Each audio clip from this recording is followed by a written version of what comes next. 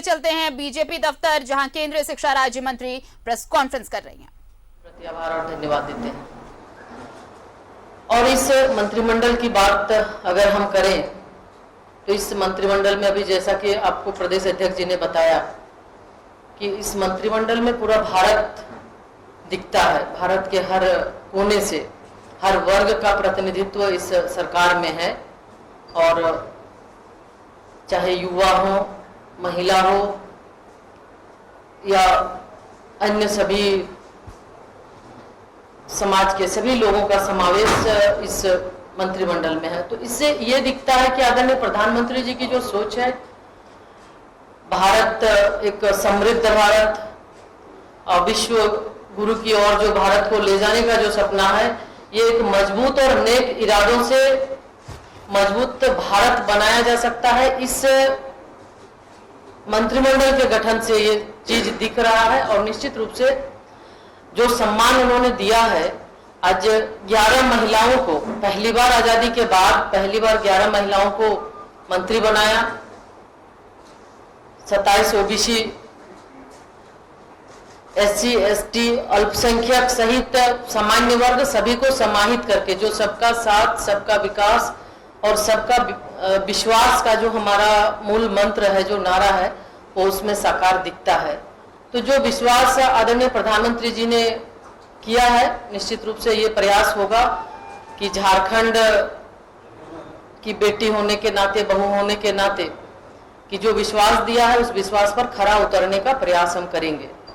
और आने वाले समय में आप सभी का भी सहयोग, आप सभी का भी सुझाव लेंगे कि किस तरह से हम और इस क्षेत्र में बेहतर कर सकते हैं। और पार्टी इस जन आशीर्वाद यात्रा के माध्यम से लोगों का जो सम्मान, लोगों का जो प्यार मिल रहा है, निश्चित रूप से ये आदरणीय प्रधानमंत्री जी को ये मिल रहा है। और जो हमारे पार्टी का काम का जो तरीका है कि हर एक वर्ग में जो सर्वस्पर्शी भाजपा की बात हम करते हैं, सर्वग्राह्य भाजपा की बात करते हैं, तो निश्चित रूप से आज सभी समाज, जाति, धर्म के लोग इस चीज को मानते हैं। और आज इसी चीज को मानते हुए ही ये हम देख रहे हैं कि आज का जो कल से ये जो कार्यक्रम चल रहा है, परसों 16 तारीख से, तो निश्चित रूप से इससे ये साफ झलकता है कि इस मंत्रिमंडल को हर व्यक्ति इस मंत्रिमंडल का के गठन का सराहना कर रहा है। और इसीलिए जो प्रेम, जो सम्मान, जो स्नेह, जो आशीर्वाद रास्ते में आते समय लोगों का जो मिला है, इतनी गर्मी है, धूप है, बारिश है, उसके बावजूद भी चाहे हमारे युवा वर्ग हो, महिला हो, किसान हो और विभिन्न जाति के सभी लोगों का सम्मान इस जन आशीर्वाद यात्रा के माध्यम से आदरणीय प्रधानमंत्री जी को मिल रहा है। तो निश्चित तौर पे जो एक लाइन, जो एक दिशा, जो एक मूल मंत्र हमारा है, उस मूल मंत्र के साथ देश के विकास के लिए, राज्य के विकास के लिए हम सभी साथ मिलकर काम करेंगे, चलेंगे। और आने वाले समय में एक आपका भी सुझाव लेकर हम बेहतर, चूंकि जिस विभाग के बारे में अभी जो शिक्षा विभाग की जिम्मेवारी हमें मिली है, तो ये हमारा भी प्रयास होगा कि चूंकि शिक्षा समवर्ती सूची में आता है, तो राज्य की शिक्षा व्यवस्था कैसे और बेहतर हो सके, केंद्र से राज्य की जो बातें हो उसको कैसे समन्वय बेहतर स्थापित कर केंद्र की जो योजना है उस योजना को 100% राज्य में कैसे बेहतर किया जा सके, तो ये हम प्रयास करेंगे। और इसमें हमें लगता है कि आप सभी मीडिया के साथियों का भी इसमें सहयोग रहेगा। आपका भी सुझाव और आपके भी सहयोग की हम अपेक्षा करेंगे। तो आज विशेष और कुछ न बताते हुए, चूंकि जिस तरह से लोगों का सम्मान मिला है, जो आशीर्वाद मिला है, हम आदरणीय प्रधानमंत्री जी के प्रति भी आभार व्यक्त करते हैं और सभी झारखंड के तमाम जनता के प्रति आभार व्यक्त करते हैं कि जो सम्मान, जो आशीर्वाद एक बेटी को दिया है, निश्चित रूप से इसके लिए बहुत बहुत धन्यवाद।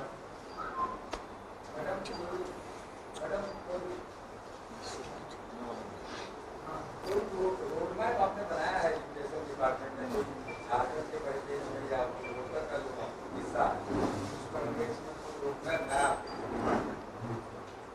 देखिए, जो राष्ट्रीय शिक्षा नीति है, इस शिक्षा नीति में आदरणीय प्रधानमंत्री जी की जो सोच है, इस शिक्षा नीति में साफ झलकती है कि हम किस तरह से पूरे भारतवर्ष के अंदर, आज अगर हम करें तो बहुत ड्रॉप आउट हो रहे हैं, पढ़ाई के प्रति लोगों का ध्यान नहीं है, तो एक भारतीय भाषाओं में बच्चों की पढ़ाई हो, उसके साथ साथ व्यावसायिक शिक्षा पर विशेष ध्यान दिया गया है कि सिर्फ शिक्षा किताबी ना हो, रोजगार परक शिक्षा हो। तो इस राष्ट्रीय नीति में बहुत साफ ये रोजगार परक शिक्षा की बात की गई है। और हमेशा आप देखते होंगे कि ये प्रधानमंत्री जी की भी जो सोच है कि हर लोगों को रोजगार मिले, तो निश्चित रूप से शिक्षा नीति में ये समावेश किया गया है। क्लास 6 से व्यावसायिक शिक्षा की ओर ध्यान दिया जाएगा कि हर एक जो भी बच्चे हैं उसको चाहे जिसमें भी इंटरेस्ट है वो व्यावसायिक शिक्षा वो में पढ़ाई उसकी वो कर सकते हैं। तो इस तरह राष्ट्रीय शिक्षा नीति, और अब 29 तारीख को 1 साल पूरा हुआ। 1 साल पूरा होने के बाद आदरणीय प्रधानमंत्री जी के द्वारा कई योजनाओं का लॉन्च किया गया जो राष्ट्रीय शिक्षा नीति से जुड़ा हुआ है। उसमें आप देखे होंगे 11 भाषाओं में इंजीनियरिंग की पढ़ाई, यानी अब क्षेत्रीय भारतीय भाषाओं में इंजीनियरिंग की पढ़ाई होगी। तो इस तरह धीरे धीरे हम राष्ट्रीय शिक्षा नीति को जमीन पे उतारने का प्रयास कर रहे हैं। लगभग 60 से 70% काम हमारा हुआ है और इस दिशा में सभी राज्य से भी उनका राय हम ले रहे हैं। राज्य पे हम अपनी नीति को थोप नहीं रहे, बल्कि राज्य का भी सुझाव ले रहे हैं और उसके साथ बेहतर जो उनका किस तरह से उनका कोर्स होगा उसके बारे में भी एक नया प्लेटफॉर्म बना है। एनडीआर करके एक प्लेटफॉर्म है, उसमें वो दे सकते हैं। उसके बाद एक एक्सपर्ट कमेटी है, एक्सपर्ट कमेटी के माध्यम से उनका जो कोर्स है वो कौन सा एक्सपर्ट कमेटी उसको सेलेक्ट करेगी और उसके बाद उस पर आगे फिर हम लोग काम करेंगे। तो हमें लगता है कि ये बेहतर होगा और उसमें आप सबका भी सहयोग चाहिए। निश्चित रूप से ये शिक्षा नीति के माध्यम से, राष्ट्रीय शिक्षा नीति के माध्यम से एक सर्व समावेशी और सभी वर्ग, सभी लोगों के लिए, चूंकि जब सुदूर ग्रामीण क्षेत्र में जाते थे तो उधर थोड़ी पढ़ाई के लिए बच्चों का देखते थे, बहुत ध्यान नहीं था। लेकिन अब जब क्षेत्रीय भाषाओं में जब पढ़ाई शुरू होगी तो निश्चित रूप से लोगों का ध्यान भी रहेगा और ड्रॉप आउट की भी समस्या कम होगी और रोजगारोन्मुखी शिक्षा मिलेगा। धन्यवाद। राज्य सरकार की अगर बात करें तो क्योंकि राज्य में भी आपका लंबा राजनीतिक अनुभव रहा है, तो शिक्षा संवर्ग की सूची में है, आपने बताया, क्या देख रहे हैं दिल्ली में बैठ के, कैसे किस तरह की शिक्षा व्यवस्था यहाँ आपको दिखाई दे?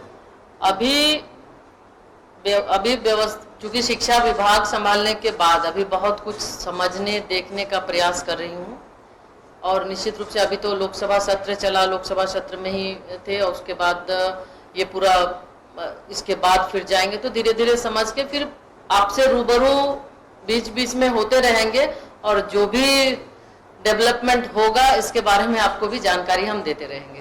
जी धन्यवाद। इस विषय नहीं, अलग है आज नहीं, इस विषय पे इसी विषय पर जैसे आपने कहा ना कि गुलदस्ता तैयार हुआ है, तो गुलदस्ते में जो कुल है 3 कुल का नाम लेते हैं कि आप चुप हो गए, ट्राइबल, महिला, ओबीसी, अल्पसंख्यक, जनरल, अल्पसंख्यक, 5 अल्पसंख्यक, 5 अल्पसंख्यक मंत्री इस मंत्रिमंडल में शामिल है। चौथा कुल यही अल्पसंख्यक नहीं, सर्व समाज की बात की, थोड़ा उसको और डिफाइन हम कर देते हैं, आपके दृष्टिकोण से आपको थोड़ा और व्यापकता में ले जाना चाहते हैं। जब हम शब्दों का इस्तेमाल करते हैं तो मधुकर जी जरूर ध्यान आप जरूर देते होंगे। सर्वस्पर्शी, सर्वव्यापी और सर्वग्राही, ये 3 शब्द का हमने उपयोग किया। लेकिन नाम 3 हम और नाम ले सकते। मेरी बात वो नहीं, मेरी कहना है कि हमारा ध्येय और उद्देश्य सरकार का, मंत्रिमंडल का सर्वस्पर्शी है। भारत के सभी हिस्सों का, समाज के सभी हिस्सों का, सारे पंथों का उस गुलदस्ते में समावेश है। और उस गुलदस्ते में पहली बार मैं दावे के साथ कहता हूं, ऑन रिकॉर्ड कहता हूं, कि जब से नेहरू जी की मंत्रिमंडल से लेकर कांग्रेस के अंतिम प्रधानमंत्री जब रहे नरसिम्हा राव, मनमोहन सिंह की सरकार तक, आज तक इस प्रकार की कभी मंत्रिमंडल का सर्वस्पर्शी समाज का कोई उस पर ध्यान नहीं दिया गया। यात्रा प्रदेश ने बनाई, यात्रा को प्रदेश ने तैयार किया, लेकिन जहां की अभी मैडम भी बोल रही थी, हम झारखंड की बेटी को सम्मान दिया गया, बहुत अच्छा लगा सुनकर, लेकिन जहां की बेटी है उधर यात्रा नहीं जा रही।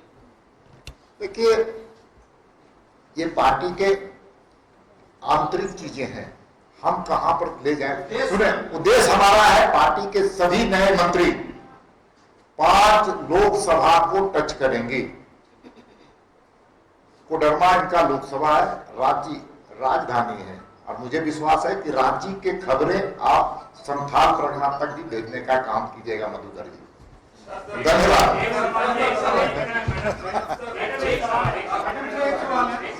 निकलना कार्यक्रम में निकलना कार्यक्रम में जाना है, आपसे अभी लौट के फिर